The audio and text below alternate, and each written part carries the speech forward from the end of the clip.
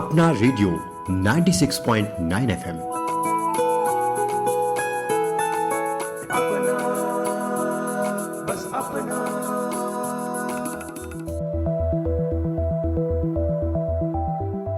नमस्कार, आप सुन रहे हैं अपना रेडियो 96.9 एफएम और मैं हूं उदय शर्मा। श्रोताओं, आज हम सब मानव जाति के लिए बड़ा ही गौरवान्वित करने वाला दिन है, क्योंकि दोस्तों आज है 28 फरवरी। 28 फरवरी यानी राष्ट्रीय विज्ञान दिवस, नेशनल साइंस डे। वास्तव में आज का दिन हम सभी के लिए एक प्रेरणा का दिन है, जो हमें विज्ञान के महत्व और उसकी भूमिका के बारे में जागरूक करता है। और साथ ही आज के दिन हम सभी सर सीवी रमन जी को याद करते हैं, उनकी खोज रमन इफेक्ट को याद करते हैं। तो दोस्तों, आइए इस अवसर पर हम आपके लिए लाए हैं विशेष कार्यक्रम विज्ञान की शक्ति, देश की प्रगति।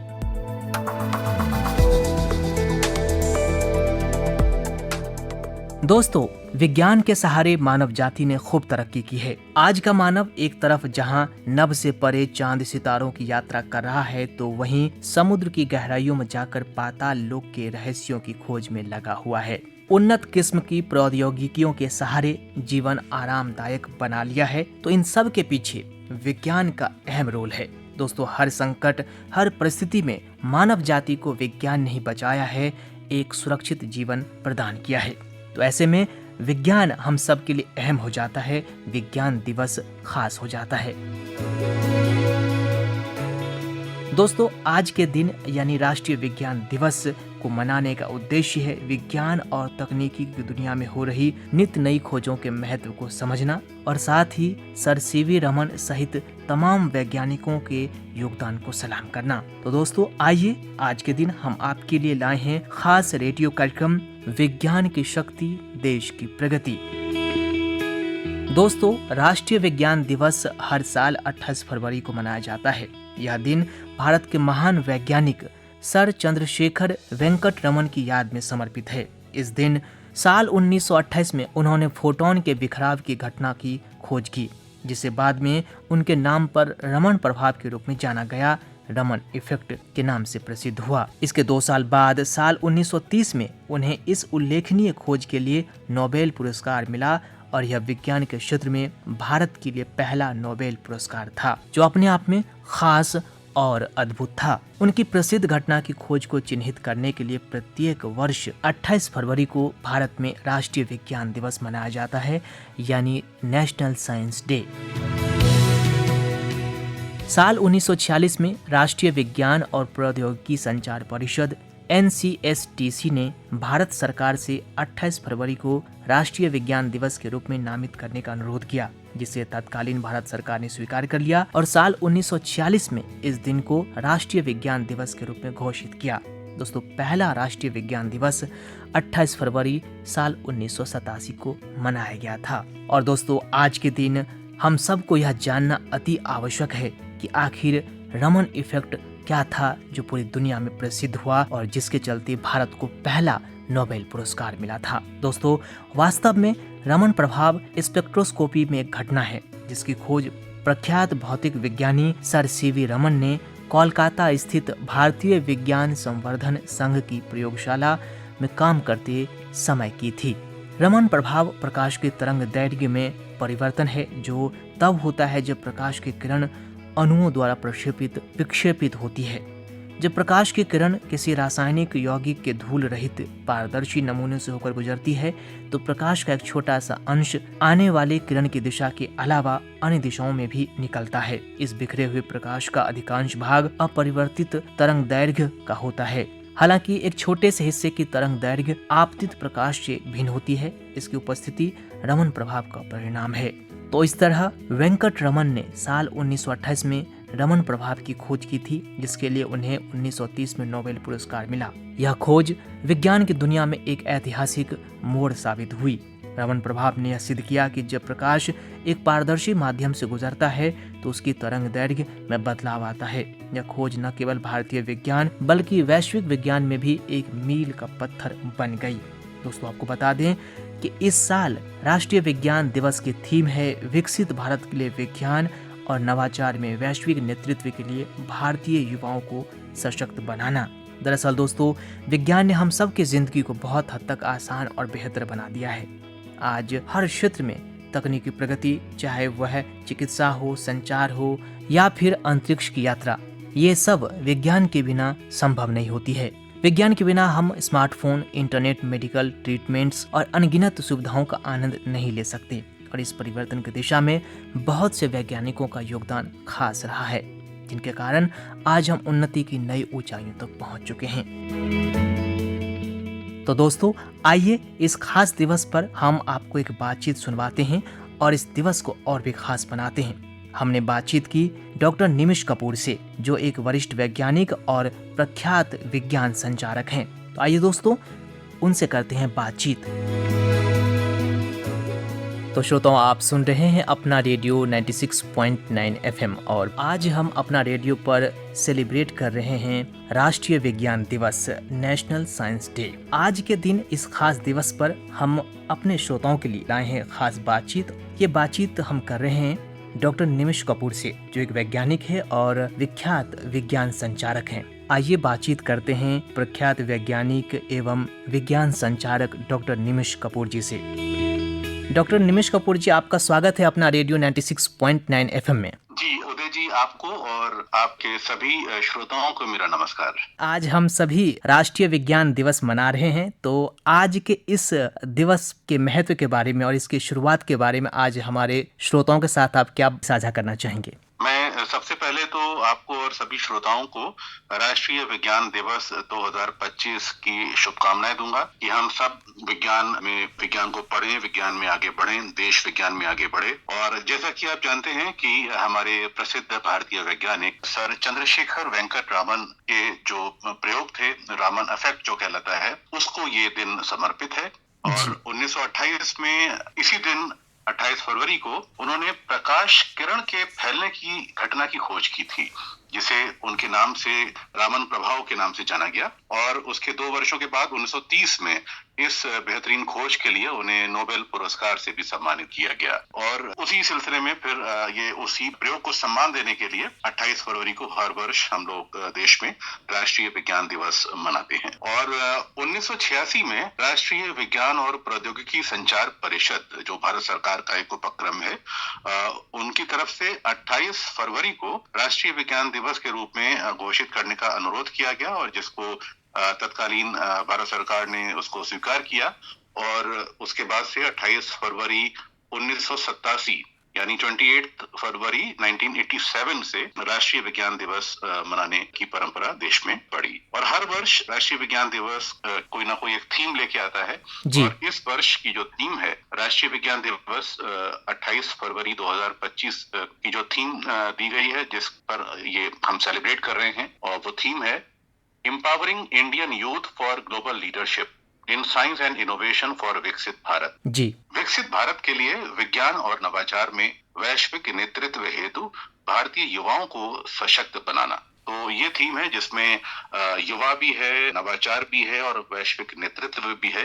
जैसा कि हम बात कर रहे हैं विकसित भारत विजन 2047, 2047 में एक विकसित भारत की परिकल्पना हमें दी है हमारे माननीय प्रधानमंत्री जी ने, और देश के सभी वैज्ञानिक और युवा उसी दिशा में कार्यरत हैं। डॉक्टर निमिष कपूर जी, आज हम सभी राष्ट्रीय विज्ञान दिवस मना रहे हैं और जाहिर तौर पर ये रमन इफेक्ट जो हमारे वैज्ञानिक थे प्रोफेसर रमन, उन्होंने दिया था। तो आखिर ये रमन इफेक्ट है क्या? एक आम इंसान, एक जो कह लीजिए कि गांव का व्यक्ति है, वो किस तरह से इस प्रभाव को समझे? आप जरा लेमन टर्म्स में बताएं।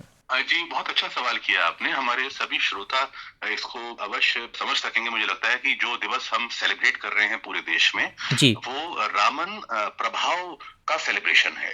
अब रामन प्रभाव को समझना यहाँ बहुत जरूरी है। अब ये तकनीकी भाषा में हमारी किताबों में लिखा रहता है, बच्चे इसको पढ़ लेते हैं, लेकिन आम आदमी, आम जन समझ में भी इसको लाना आवश्यक है, खासतौर पे आज के दिन विज्ञान दिवस हम जब बना रहे हैं। तो उसमें रामन प्रभाव को आसान भाषा में आप इस तरह समझ सकते हैं कि जब कोई प्रकाश का जो सोर्स है, जैसे सूरज की रोशनी या लेजर बीम है, जब किसी पदार्थ से टकराती है तो वो कुछ कुछ मात्रा में जो उसका प्रकाश है वो बिखर जाता है, फैल जाता है। तो अधिकांश जो प्रकाश का वॉल्यूम है, हम जो वेवलेंथ कहते हैं वैज्ञानिक भाषा में, जी वेवलेंथ है या वॉल्यूम है, वो वैसा का वैसा ही रहता है।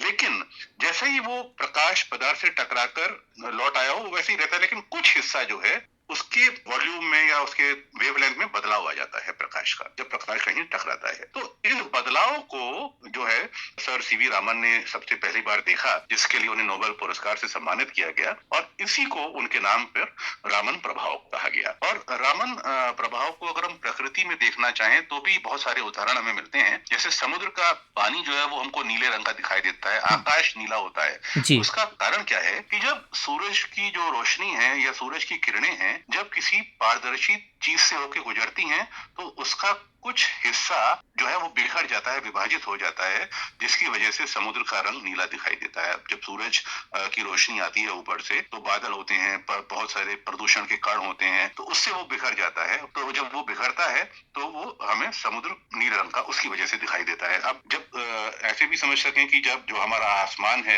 वो भी हमको आकाश भी नीला दिखाई देता है, तो हम पूछ सकते हैं कि भाई आकाश नीला क्यों, जी आकाश हमको हरा पीला क्यों नहीं दिखाई देता? जी है ना, बिल्कुल आमतौर पर। बिल्कुल तो अब उसमें भी यही है कि जब सूरज की रोशनी पृथ्वी के वायुमंडल में प्रवेश करती है तो उसमें अन्य रंगों की तुलना में सबसे ज्यादा जो बिखरता है रंग उसका, वो नीला रंग बिखरता है। उसकी वजह से हमको आकाश नीला दिखाई देता है। और आज जो रामन प्रभाव है उसका इस्तेमाल नैनो टेक्नोलॉजी में खूब इस्तेमाल किया जा रहा है। हमारे जो मेडिकल अध्ययन होते हैं डीएनए और प्रोटीन के, उनमें भी रामन इफेक्ट का, रामन प्रभाव का इस्तेमाल हो रहा है। परमाणुओं की संरचना को समझने के लिए हमारे जो भूगर्भ शास्त्र के अध्ययन होते हैं, जियोलॉजिकल स्टडीज होती हैं, खनिज वैज्ञानिक रत्नों के लिए, खनिजों की पहचान करने के लिए इसका इस्तेमाल किया जा रहा है। जी हम सभी ने पिछले कुछ वर्षों में देखा है कि भारत जिस तरह से वैश्विक नेतृत्व खास तौर पे विज्ञान के क्षेत्र में कर रहा है वो तो काबिल तारीफ है। और इस दिशा में जो भारतीय युवा हैं, भारत के जो बच्चे हैं, वो भी विज्ञान के तरफ बहुत ही रुचि दिखा रहे हैं। तो इसके बारे में भी आप क्या कहना चाहेंगे? जी, जो हमारे युवाओं का रुझान है वो तकनीकी क्षेत्र में, विज्ञान के शोध के क्षेत्र में बहुत तेजी से बढ़ रहा है। अगर आप देखें भारत से जो रिसर्च पेपर्स प्रकाशित होते हैं, भारत में लगातार तकनीकी स्टार्टअप्स की संख्या बढ़ती जा रही है। अभी कुछ ही वर्षों पहले की बात है कि हमारे देश में 2-4 स्टार्टअप हुआ करते थे, खासतौर पे अंतरिक्ष प्रौद्योगिकी के क्षेत्र में, और आज ये स्टार्टअप्स 400 की संख्या को पार कर गए हैं जो केवल स्पेस टेक्नोलॉजी में काम कर रहे हैं। ऐसे तमाम सारे आयाम हैं, तमाम सारे विषय हैं, वो बायोकेमिस्ट्री है, बायोटेक्नोलॉजी है, नैनो टेक्नोलॉजी है, एस्ट्रोनॉमी है, कृषि विज्ञान का क्षेत्र है, मेडिकल साइंस के क्षेत्र हैं, और तमाम ऐसे तकनीकी अनुसंधान के क्षेत्र हैं जिसमें स्टार्टअप्स बहुत अच्छी तरीके से काम कर रहे हैं। और स्टार्टअप्स में न केवल एक उद्यमशीलता का विकास हो रहा है, बल्कि एक वैज्ञानिक माइंडसेट के जो बच्चे हैं, युवा हैं, उनको आगे बढ़ने का मौका मिल रहा है। और एक स्टार्टअप को लगाने के बाद एक जो व्यक्ति खुद को स्थापित करता है, उसके बाद उसमें जॉब भी वो देता है लोगों को। तो एक बहुत बड़ा नेटवर्क देश में बन रहा है जो साइंस, टेक्नोलॉजी, इनोवेशन के मद्देनजर, और बहुत सारी हमारे फंडिंग भी उसमें हो रही है। हमारे department of science and technology, technology development board, department of biotechnology का जो संस्था है बाईरैक, BIRAC, बाईरैक के नाम से, ये सब फंडिंग कर रहे हैं। स्पेस के स्टार्टअप्स को फंडिंग हो रही है स्पेस अंतरिक्ष विभाग के द्वारा। तो ऐसे तमाम सारे क्षेत्र हैं जिसमें नैनो टेक्नोलॉजी की हम बात करें, इलेक्ट्रॉनिक्स की हम बात करें, दूर संचार प्रौद्योगिकी की बात करें, तो सभी क्षेत्रों में बहुत सारी फंडिंग उपलब्ध है हमारे स्टार्टअप्स के लिए। युवाओं को विज्ञान के क्षेत्र में आगे बढ़ाने के लिए तमाम फेलोशिप है। अगर आप गूगल करेंगे फेलोशिप साइंस टेक्नोलॉजी तो आपको तमाम सारी फेलोशिप मिल जाएंगी जिसमें युवा आगे बढ़ सकते हैं। जी हम आपसे ये जानना चाहेंगे कि जिस तरह से भारत की महिलाएं और खासतौर पर बच्चियां जिस तरह से हर क्षेत्र में परचम अपना लहरा रही हैं, तो ऐसे में विज्ञान के क्षेत्र में महिलाओं की, भारत की बेटियों का कितना अहम रोल है? बहुत अच्छा प्रश्न किया आपने कि देश के विज्ञान में जो महिलाओं का योगदान है, और अभी हाल ही में मन की बात में भी प्रधानमंत्री जी ने महिला वैज्ञानिकों की सराहना की है। आप में बहुत से नाम ऐसे जुड़ रहे हैं, जैसे कि डॉक्टर टेसी थॉमस, जिन्हें सभी मिसाइल वुमेन के नाम से जानते हैं, जो एक सुविख्यात रक्षा अनुसंधान और विकास संगठन में और वैमानिकी प्रणालियों में जो महानिदेशक और अग्नि 4 मिसाइल की जो परियोजना निदेशक भी रही हैं। उसके अलावा डॉक्टर रितु करिधाल का नाम आता है जब हम चंद्रयान मिशन की बात करते हैं, जिन्हें रॉकेट वुमेन ऑफ इंडिया के नाम से जाना जाता है। और 2007 में ये इसरो में शामिल हुई और मार्स ऑर्बिटर मिशन और इसरो के तमाम सारे मिशन में आपने अपनी सेवाएं वो दी हैं। इंजीनियर मुथैया वनिता का भी नाम आता है, जो चंद्रयान 2 की परियोजना निदेशक रही हैं और इसरो के तमाम जो इंटर मिशन रहे हैं उसको उन्होंने लीड किया है। डॉक्टर गगनदीप कांग का नाम हम बहुत गर्व के साथ लेते हैं, जो हमारे बायोटेक्नोलॉजी का क्षेत्र है, खासतौर पर जो वैक्सीन देश में बनती हैं। जब हम डॉक्टर गगनदीप कांग को हम जानते हैं, जो ट्रांसलेशनल हेल्थ साइंस और टेक्नोलॉजी इंस्टीट्यूट फरीदाबाद में निदेशक रही हैं और विश्व स्वास्थ्य संगठन के दक्षिण पूर्व एशिया के जो वैक्सीनेशन टेक्नोलॉजी ग्रुप है उसमें भी उन्होंने अध्यक्ष पद को सुशोभित किया है। कोविड-19 में उन्होंने बहुत बड़ा अहम रोल डॉक्टर गगनदीप कांग का सामने आया था जब हमने वैक्सीनेशन की बात की थी। और डॉक्टर चंद्रिमा शाह, जो एक मशहूर जीव विज्ञानी हैं और भारतीय राष्ट्रीय विज्ञान अकादमी की पहली महिला अध्यक्ष भी रह चुकी हैं। तो इस तरह से आप देखेंगे तमाम सारी महिलाएं, युवतियां, आज बच्चियां हमारे विज्ञान में आ रही हैं, वो चाहे एस्ट्रोनॉमी का क्षेत्र हो, स्पेस बायोलॉजी की बात हो, पैरेंटोलॉजी की बात हो, बहुत सारे विज्ञान के जो उपशाखाएं हैं जिसमें हम महिलाओं को आगे बढ़ता हुआ देख रहे हैं। जी, और ये निसंदेह सर एक जो हमारे देश विकसित भारत की राह पे है उस दिशा में एक महत्वपूर्ण कदम है। सर, आज के दिन हम आपसे ये जानना चाहेंगे कि विज्ञान और प्रौद्योगिकी का समाज पर कितना प्रभाव पड़ता है। देखिए, विज्ञान और प्रौद्योगिकी है, ये एक ही सिक्के के दो पहलू हैं। विज्ञान को हम जब प्रयोगशाला में करते हैं वो तकनीक या प्रौद्योगिकी के रूप में, टेक्नोलॉजी के रूप में बाहर आता है और हमारी लाइफ सुबह जागने से लेकर रात में सोने तक सभी कुछ विज्ञान और तकनीक के इर्द गिर्द घूमती है। हम चाहे मोबाइल फोन की बात करें, हम चाहे स्पेस टेक्नोलॉजी की बात करें, हम चाहे बायोटेक्नोलॉजी की बात करें, हम चाहे स्मार्ट फार्मिंग की बात करें, तो बहुत सारे आज जो क्षेत्र हैं जो हमारे खाने पीने से जुड़े हैं, हमारे स्वास्थ्य से जुड़े हैं, हमारे रहन सहन से जुड़े हैं, हमारे पहनावे ओढ़ावे से जुड़े हैं, उन सभी में जो साइंस टेक्नोलॉजी है अपना एक बहुत गहरा और बहुत बड़ा योगदान दे रही है। वो चाहे एनर्जी की बात हो, चाहे वो ट्रांसपोर्टेशन की बात हो, हम मेट्रो की बात कर रहे हैं, हम आज उड़ने वाली कार की हम बात कर रहे हैं, हम आज स्मार्ट फार्मिंग की बात कर रहे हैं, हम आज इनोवेशन की बात कर रहे हैं। हमारा जो किसान है, हमारे गाँव में रहने वाले, सुदूर क्षेत्रों में रहने वाले लोग, जिनको कुछ तकलीफें हैं, जो परेशानियां हैं, उनमें वो सफलता प्राप्त कर रहे हैं अपने समाधानों से, अपने इनोवेशन से। तो आज ऐसे तमाम सारे इनोवेशन, जैसे कि आपको हम उदाहरण दें, केरल में, तमिलनाडु में, जहां नारियल का जो पेड़ है, बहुत ऊंचाई पे नारियल लगते हैं जी, जो उसको तोड़ने में कठिनाई होती है, उसका भी औजार बना दिया गया है। कपास में बीज निकालने की मशीन बना दी गई है। तो ऐसे तमाम सारे इनोवेशन हैं जो हमारा किसान, हमारा आम आदमी कर रहा है, उसको भी हमारे डिपार्टमेंट ऑफ साइंस टेक्नोलॉजी आगे बढ़ा रहा है, भारत सरकार का। तो समाज से विज्ञान अछूता नहीं है, हमेशा से साइंस टेक्नोलॉजी मानव इंसान के हितों के लिए काम करती आई है और आगे भी करती रहेगी। जी, डॉक्टर निमिष कपूर जी, जैसा कि आपने भी कहा, और इस बार जो है विकसित भारत के लिए विज्ञान और नवाचार में वैश्विक नेतृत्व के लिए भारतीय युवाओं को सशक्त बनाने इस वर्ष की थीम है। ऐसे में आप कैसे युवाओं को विज्ञान और अनुसंधान में करियर बनाने के लिए प्रेरित करेंगे? देखिए, अभी माननीय प्रधानमंत्री जी ने जब मन की बात की 23 फरवरी को, तो उन्होंने बहुत स्पष्ट बच्चों से कहा कि जैसे कि देश विज्ञान में आगे बढ़ रहा है, तो उन्होंने बहुत अच्छा बच्चों को सुझाव दिया कि हम विज्ञान दिवस के दिन किसी न किसी प्रयोगशाला में, किसी अनुसंधान केंद्र में, हमारे आसपास कोई भी ऐसा वैज्ञानिक केंद्र हो, आंचलिक विज्ञान केंद्र होते हैं, साइंस के म्यूजियम होते हैं, साइंस सेंटर होते हैं, प्रयोगशालाएं होती हैं, हम वहां जाएं और एक दिन के लिए हम वैज्ञानिक बन जाएं। हम वैज्ञानिकों से बात करें, अपने जिज्ञासाओं के बारे में उनसे पूछें, उनके समाधान लें, और हम कैसे जो विषय विज्ञान में पढ़ते हैं, जो हमारे बच्चे, हमारे युवा, उसके बारे में वहां बातचीत करें कि हम कैसे विज्ञान के क्षेत्र में आगे बढ़ सकते हैं, अपना करियर कैसे बना सकते हैं। उनको सही गाइडेंस, सही डायरेक्शन देना, सही निर्णय वो ले सकें अपने करियर से जुड़े हुए, सही समय पर सही निर्णय लेना, ये बहुत आवश्यक। उसके लिए बहुत सारे आज देश में रोल मॉडल्स हैं जिनके व्याख्यान समय समय पर होते रहते हैं, जो इंटर्नशिप, बहुत सारे फेलोशिप्स हैं देश में, बहुत सारे हमारे विज्ञान के मेले, विज्ञान के हम जो कहें फेयर्स होते हैं, विज्ञान के फेस्टिवल्स होते हैं। एक बहुत बड़ा फेस्टिवल है इंडिया इंटरनेशनल साइंस फेस्टिवल, जिसमें देश और दुनिया के तमाम छोटे बड़े बच्चे, वैज्ञानिक सभी शामिल होते हैं। तो ऐसे तमाम सारे आयोजन, तमाम सारे प्रयोजन, तमाम सारे मंच और तमाम सारे प्रयास किए जा रहे हैं जिसमें हम अपने युवाओं को साइंस, टेक्नोलॉजी, हेल्थ, मेडिकल और एग्रीकल्चर के क्षेत्र में आगे ला पाएं और देश में जो विजन विकसित बनाना है, अपना देश को विकसित देश बनाना है 2047 तक, उस दिशा में हम आगे बढ़ पाएं।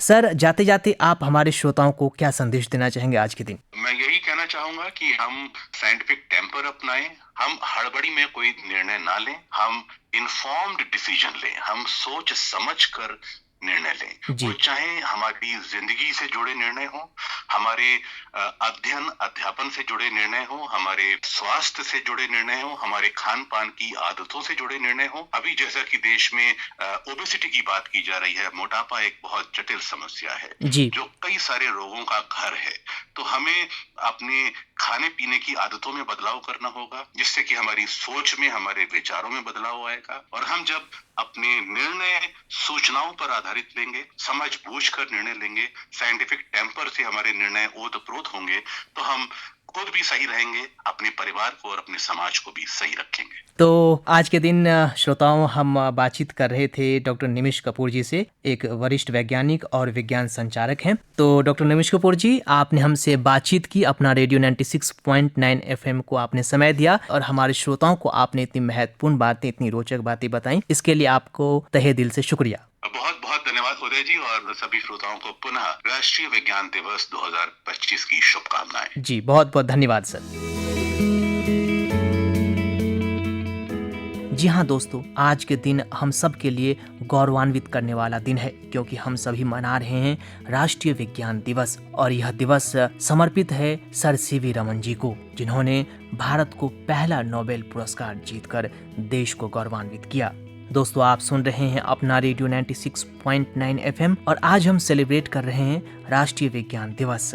इस दिवस को मनाने का मूल उद्देश्य लोगों के बीच विज्ञान के महत्व और इसके अनुप्रयोग का संदेश फैलाना है। राष्ट्रीय विज्ञान दिवस हर साल भारत में मुख्य विज्ञान उत्सवों में से एक के रूप में मनाया जाता है। इस दिन हम सभी को चाहिए कि लोगों के दैनिक जीवन में वैज्ञानिक अनुप्रयोगों के महत्व के बारे में व्यापक रूप से संदेश फैलाने की कोशिश करनी चाहिए। मानव कल्याण के लिए विज्ञान के क्षेत्र में सभी गतिविधियों, प्रयासों और उपलब्धियों को प्रदर्शित करना चाहिए और विज्ञान के विकास के लिए सभी मुद्दों पर चर्चा करना तथा नई प्रौद्योगिकियों को लागू करने पर बल देना चाहिए। और साथ ही दोस्तों, देश में वैज्ञानिक सोच रखने वाले नागरिकों को अवसर देने के साथ साथ लोगों को प्रोत्साहित भी करना चाहिए ताकि विज्ञान और प्रौद्योगिकी को लोकप्रिय बनाया जा सके।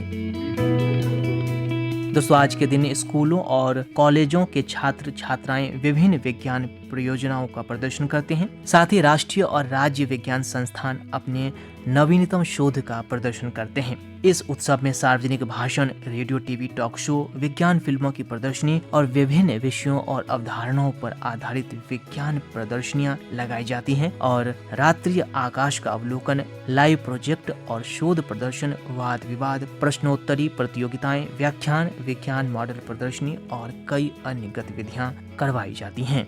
आज के दिन राष्ट्रीय विज्ञान संग्रहालय परिषद के अंतर्गत आने वाले सभी विज्ञान केंद्र वैज्ञानिक गतिविधियों का आयोजन करते हैं। इस तरह के वैज्ञानिक गतिविधियों का आयोजन करते हैं और इस दिन को खास बनाते हैं। दोस्तों, आज का दिन यानी 28 फरवरी का दिन, यह वही दिन है जब देश के महान वैज्ञानिक सर सीवी रमन ने रमन प्रभाव का आविष्कार किया था, जिसके लिए उन्हें नोबेल पुरस्कार से सम्मानित किया गया। सर सीवी रमन तमिल ब्राह्मण परिवार से आए थे, जो स्कूल और फिर विश्वविद्यालय के एक होनहार छात्र थे। रमन ने संगीत ध्वनियों की भौतिकी का अध्ययन किया और अंततः प्रकाश के बिखरने की घटना का निरीक्षण और विश्लेषण करना शुरू किया। उनके अध्ययन की वजह से नई खोज हुई, जिसे रमन प्रभाव के रूप में जाना गया। वैज्ञानिक सीवी रमन ने 28 फरवरी 1928 को रमन इफेक्ट की खोज की। उन्होंने साबित किया था कि अगर कोई प्रकाश किसी पारदर्शी वस्तु के बीच से गुजरता है तो प्रकाश का कुछ हिस्सा विक्षेपित होता है, जिसकी वेवलेंथ में बदलाव होता है, और इस खोज को रमन इफेक्ट दिया गया। दोस्तों, सबसे गौरव करने वाली बात यह है कि सीवी रमन नोबेल पुरस्कार जीतने वाले पहले एशियाई नागरिक थे। सर सीवी रमन को साल 1954 में भारत रत्न से भी नवाजा गया था। भारत के सबसे प्रतिष्ठित वैज्ञानिकों में से एक और नोबेल पुरस्कार विजेता भौतिक विज्ञानी सर चंद्रशेखर वेंकट रमन, जिन्हें सीवी रमन के नाम से भी जाना जाता है, इनका जन्म 7 नवंबर 1888 को हुआ था। इनके पिता चंद्रशेखर अय्यर मैथ्स और फिजिक्स के लेक्चरर थे। यही वजह है कि रमन साइंस कोर्स करने के लिए प्रेरित हुए थे। चंद्रशेखर वेंकट रमन की मां पार्वती अम्माल थी। रमन ने विश्वविद्यालय के इतिहास में सर्वाधिक अंक अर्जित किए और उन्होंने IAS की परीक्षा में भी प्रथम स्थान प्राप्त किया। 6 मई 1907 को कृष्णस्वामी अय्यर की सुपुत्री त्रिलोक सुंदरी से रमन का विवाह हुआ। तो वास्तव में दोस्तों, लोगों में विज्ञान के प्रति रुचि बढ़ाने और समाज में विज्ञान के प्रति जागरूकता लाने के लिए हर साल राष्ट्रीय विज्ञान दिवस मनाया जाता है और साथ ही यह दिवस समर्पित होता है सर सीवी रमन के लिए। सर सीवी रमन और उनकी खोज के लिए यह मानव जाति की प्रगति के लिए वैज्ञानिक विश्लेषण और खोज के महत्व पर प्रकाश डालता है। यह भारतीय नागरिकों को भौतिक दुनिया को प्रभावित करने वाली घटनाओं का अध्ययन करने और समझने के लिए प्रोत्साहित भी करता है। तो दोस्तों, राष्ट्रीय विज्ञान दिवस पर हम सब यह संकल्प लें कि हम विज्ञान को समझने और इसका सही उपयोग करने की दिशा में अपने प्रयासों को बढ़ाएंगे। हम सभी का जीवन विज्ञान से अछूता नहीं है, अतः यह हम सभी के लिए एक प्रेरणा का स्रोत होना चाहिए। और साथ ही आज हम सबको उन सभी वैज्ञानिकों को याद करना चाहिए जिनकी वजह से हम नई नई खोजों से रूबरू हो पाते हैं। उनका योगदान कभी भुलाया नहीं जा सकता। और दोस्तों, वर्तमान में देखें तो भारत विश्व पटल पर एक वैज्ञानिक लीडर के रूप में उभर रहा है। और दोस्तों, हाल ही में चंद्रयान 3 की सफलता के साथ भारत चांद के दक्षिणी ध्रुव पर पहुंचने वाला दुनिया का पहला देश बन गया। यह ऐतिहासिक उपलब्धि 23 अगस्त साल 2023 को हासिल की गई।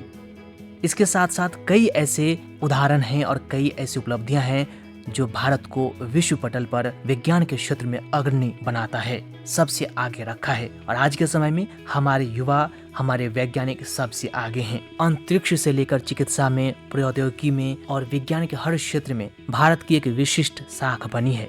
और इस दिशा में दोस्तों, विज्ञान की शक्ति के दम पर ही हम विकसित भारत बन सकते हैं, क्योंकि दोस्तों, विज्ञान वो शक्ति है जिसके दम पर पूरी मानवता को एकजुट किया जा सकता है और मानवता को बचाया जा सकता है। तो दोस्तों, आज के दिन हम सब प्रण लें कि हम सभी वैज्ञानिक दृष्टिकोण अपनाए रखेंगे और विज्ञान क्षेत्र में खूब आगे बढ़ेंगे, वैज्ञानिक विचारों और वैज्ञानिक मूल्यों का प्रसार करेंगे। तो दोस्तों, हम उम्मीद करते हैं कि आज का यह कार्यक्रम आपको प्रेरित करेगा और विज्ञान के प्रति आपकी जिज्ञासा और बढ़ेगी। तो दोस्तों, अब हम यहीं पर इस कार्यक्रम यानी विज्ञान की शक्ति देश की प्रगति को करते हैं संपन्न। और एक बार पुनः आप सभी को राष्ट्रीय विज्ञान दिवस की बहुत बहुत बधाई देते हुए इस कार्यक्रम विज्ञान की शक्ति देश की प्रगति को अब यहीं करते हैं संपन्न। मुझे दीजिए अनुमति। नमस्कार। सुनते रहिए अपना रेडियो 96.9 FM।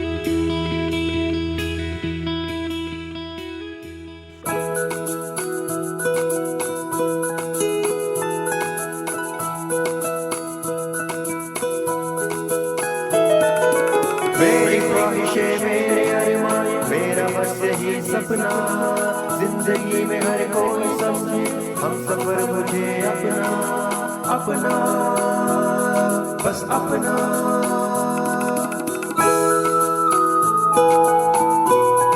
अपना रेडियो 96.9 FM